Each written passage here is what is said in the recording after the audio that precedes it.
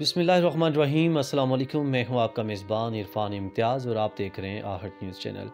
इस वक्त मेरे साथ मौजूद हैं पाकिस्तान मुस्लिम लीग नून के सीनियर रहनुमा और इस्लामाबाद यूसी 34 के साबिक़ चेयरमैन, जो कि यूसी 34 के लिए इन्होंने बड़ी काविशें की हैं, बड़े खिदमात उनकी जानब से अंजाम दी गई हैं, जो अपनी यूसी के हवाले से जितने भी डिफरेंट प्रोजेक्ट्स पेंडिंग थे, आते साथ ही इन्होंने उन पर तवज्जो दी और उनको पाए तकमील तक पहुँचाया।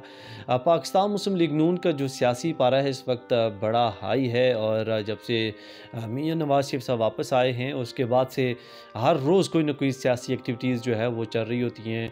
कभी मीटिंग चल रही हैं तो कभी जो है वो इनकी जानब से कोई ना कुछ एक्टिविटीज़ का सिलसिला है वो जारी होता है। जाद खान साहब से आज पूछते हैं कि मलिक साहब ये बताइएगा, यूसी 34 के आप साबिक चेयरमैन रह चुके हैं, आपने पहले भी बड़े काम पे तवज्जो दी है यहाँ पे यूसी 34 के हवाले से। अभी कौन से ऐसे प्रोजेक्ट्स हैं जिनकी तरफ आप तवज्जो देने वाले हैं, और पाकिस्तान मुस्लिम लीग नून जो स्पेशली इसी काम में जानी जाती है कि डेवलपमेंट प्रोजेक्ट्स जितने भी पेंडिंग होते हैं पिछले सारे वो पाकिस्तान मुस्लिम लीग नून ने आके कवर करने होते हैं। जी बिस्मिल्लाहिर्रहमानिर्रहीम। मैं जब चेयरमैन था तो उस टाइम पे यहाँ पे गवर्नमेंट थी पीटीआई की, और उससे पहले भी अगर जो साल डेढ़ हमें मिला था नून लीग के दौर में, तो हमने उस दौर में जो G9 की महरूमियाँ थी वो हमने उसको काफ़ी हद तक जो है ना उसको कवर किया। और जो स्ट्रीट लाइट थी, और ये पुराना सेक्टर है, तो उस वजह से स्ट्रीट लाइट जो बिल्कुल ख़राब हो गई थी, बंद पड़ी थी, वो हमने सारी चालू कराई। पानी का बहरान था यहाँ पे, वो हमने जो है ना उसको पानी का उसका जो काफ़ी हद तक उस पे हमने उसको कवर किया। उसके बाद जो ये हमारे पार्क्स थे वो ख़राब थे, टूटे फूटे थे, वो उसको ठीक करवाया। और जो मतलब है हम कर सकते थे हमारे, क्योंकि ये हमारा जो सेक्टर है ये सीडीए के अंडर है, तो सीडीए के थ्रू चेयरमैन भी हमारे लग गए थे, तो उस वजह से हमने काफ़ी काम हमने करवा दिए थे। सीवरेज का अभी अभी जो है उसके बाद फिर ये पीटीआई का दौर आया, तो उसमें हमें उन्होंने कोई ना फंड दिया ना हमारे काम होते थे, तो बल्कि उल्टा हमारे मेयर साहब को भी उन्होंने बड़ा प्रेशराइज़ किया हुआ था, उन्होंने रिज़ाइन भी कर दिया था।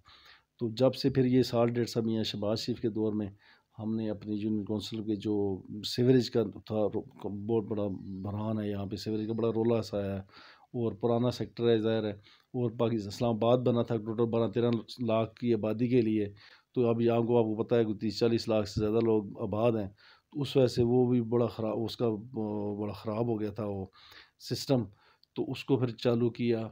बाकी भी हमने अपनी ओन पे जो कर सकते थे सीडीए के थ्रू वो हमने काम किया। और यहाँ से हमारे साथ जो प्रॉब्लम थी वो ये थी कि यहाँ पे हमारा एमएनए मुस्लिम लीग नून से नहीं था, यहाँ पे पीटीआई का एमएनए था, और वो अपने लोगों को जो फ़ंड देते थे, और फंड उन्होंने भी वैसा क्या दिया, लेकिन ये है कि हमारा जो रिकॉर्ड था ट्रैक जो मुस्लिम लीग नून का है, वो काम करवाने के हवाले से हम लोग जाने जाते हैं। अच्छा, अभी आपको क्या लगता है कि अभी डेफ़िनेटली जो पाकिस्तान मुस्लिम लीग नून का सियासी पारा है बहुत हाई है, और नेक्स्ट गवर्नमेंट क्या पाकिस्तान मुस्लिम लीग नून की आने वाली है और आती है, और तो क्या आप जो है इसी तरह से सरगर्म होंगे? आपने जो हल्के के वाले से आपने कौन से ऐसे आपके प्रोजेक्ट्स हैं जो आपके माइंड में हैं, या रोज़ बरोज़ आपको उनसे गुजरना पड़ता है जो यहाँ से आपकी यूसी से रिलेटेड हैं, जब आप आते हैं तो अपने लोगों को उससे फैसिलिटेट कर सकें आप? जी इंशाल्लाह सबसे पहले तो मियाँ नवाज शरीफ साहब इस मुल्क के वज़ीर आज़म होंगे।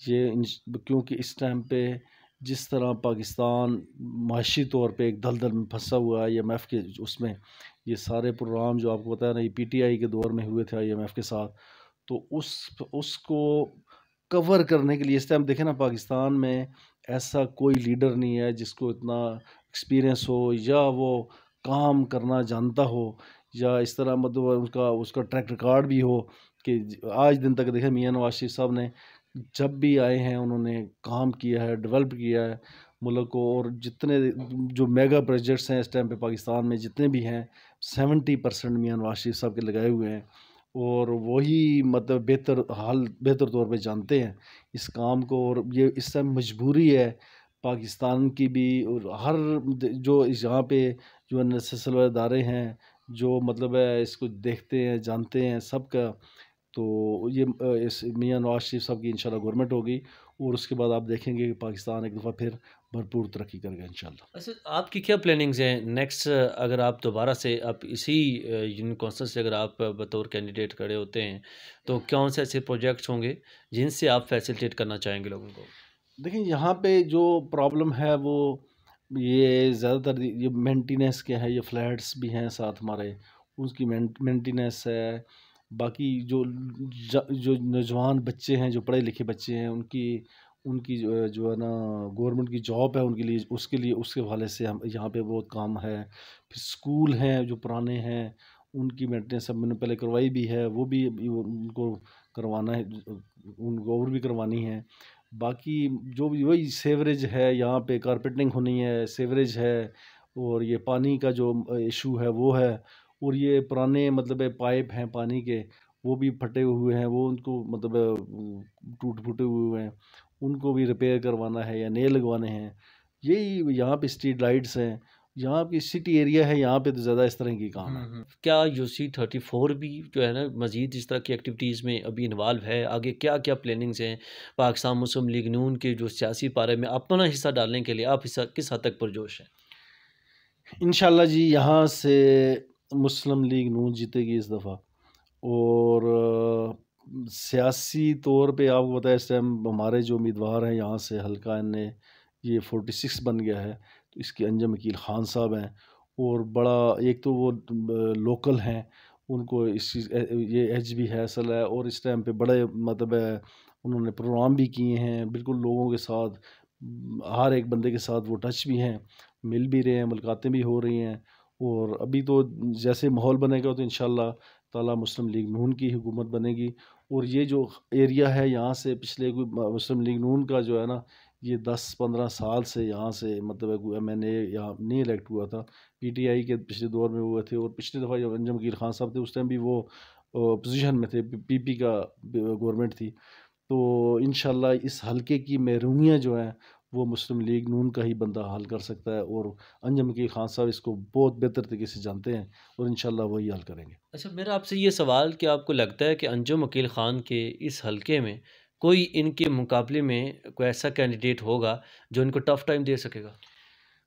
इस टाइम पे आपको पता है कि मुस्लिम लीग नून ही ग्राउंड पे है। बाकी तो आपको आपके सामने ही है, पीपी का तो नाम भी नहीं लोग लेते, जमात इस्लामी है वो वैसे फ़ारग है। पीटीआई के अभी तक उम्मीदवार उन्होंने यहाँ से उनको किसी को टिकट नहीं दिया, लेकिन किसी किसी सुना है कोई एडवोकेट हैं वो आ रहे हैं, और वो इस हलके के भी नहीं हैं, ना उसे जानते हैं, और ना ही अभी उनके लोग ऐसे ही उनके पर्चे हैं, भागे हुए हैं। आपको पता है उन्होंने ये जो दहशतगर्दी, रोले रप्पे जो उन्होंने किए हुए हैं, उस वाले से वो ग्राउंड पे वो नहीं है इस टाइम पे। और वैसे भी अंजम अंजम वकील खान का हर दफ़ा से मतलब थोड़े से वोटों से वो हार जाते थे, 2 दफ़ा वो हार गए, तो इंशाल्लाह इस दफ़ा काफ़ी उम्मीद है कि वही इलेक्शन जीतेंगे।